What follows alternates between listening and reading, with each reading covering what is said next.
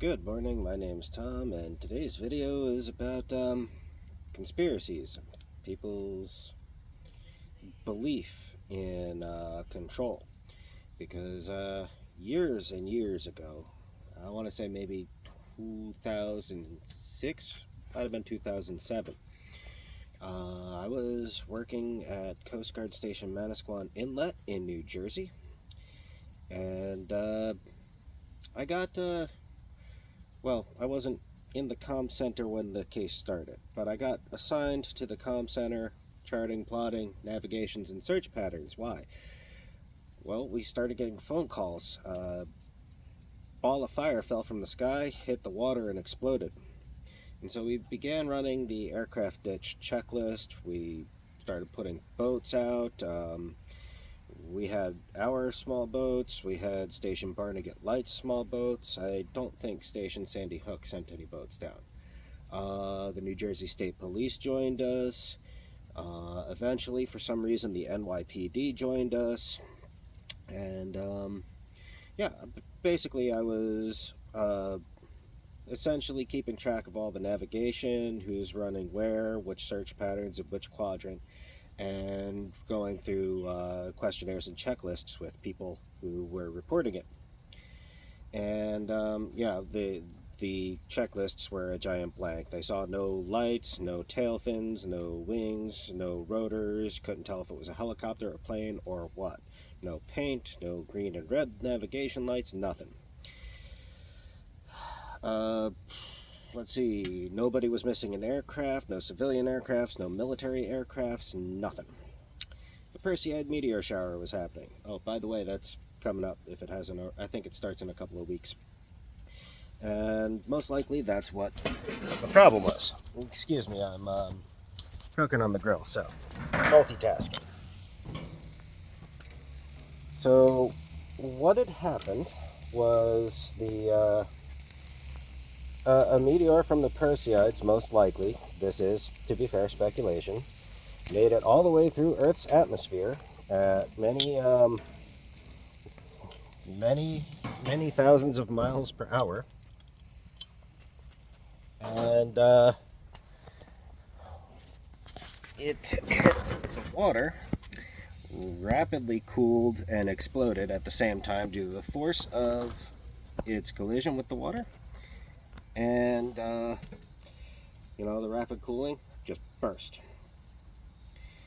Alright, well, I was talking with a state police officer before we came to that determination over the phone, and one of our small boats called in and said, hey, we spotted some debris. We're going to check it out. Basically, they're breaking the search pattern formation. And, yeah, that's normal. Debris floating in the water is normal. That's just crap. Any random stuff. And, I told the state trooper I had on the phone, hey, I gotta go. Small boat called in, said they spotted some debris. They're going to check it out. I'll get back in touch with you. 30 minutes later, News 12 New Jersey, which we had playing on the wall in the comm center, said an unnamed source within the Coast Guards confirmed they have found wreckage. Now, there's one other person who could be the unnamed source, because he had a similar communication with another non-Coast Guard entity. I'll leave his name out of it, though. But, yeah, it's either one of us or both of us. And somebody didn't understand the difference between debris and wreckage. So, people need to fill in the blanks. And, the sci-fi hunters the UFO hunters from the Sci-Fi Channel showed up. They interviewed a first class who was working on becoming a chief. So the chief's mess was like, this interview is yours, buddy. Have fun with that. We got a good laugh out of it. And they basically confirmed what we already suspected. It was probably a meteor. But, there was a lot of people who just insisted the Coast Guard was behind a cover-up.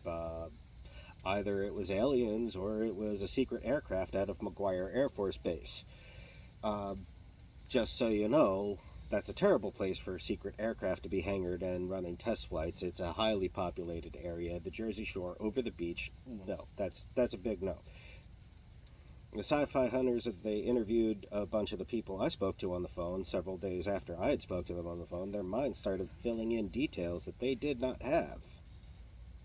Suddenly, they saw the red and green lights. They were certain of it. They knew this. And I'm yelling at the TV saying, "No, you didn't. It's on the checklist. I wrote it down. It's on the checklist. I specifically asked you." Yelling at the TV. But that's just kind of how that goes, you know. Random happenstance, isolated incidents, you know, people want an explanation.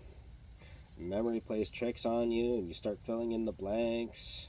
You start throwing in information, you know, professional jargon that you don't quite understand.